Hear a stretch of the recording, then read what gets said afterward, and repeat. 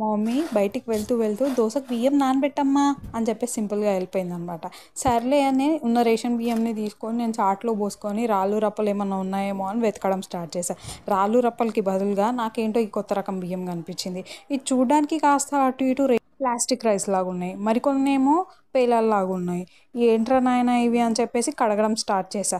కడుగుతుంటే పైకి తేలుతున్నాయి అన్నీ.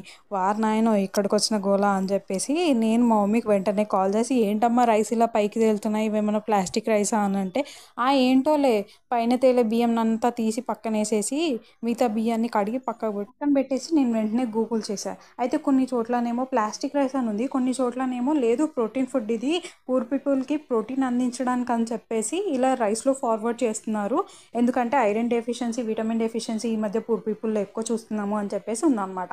అసలు ఈ రైస్ ఏంటి, మీరు ఎప్పుడైనా చూసారా? ఎవరైనా గమనిస్తే దీన్ని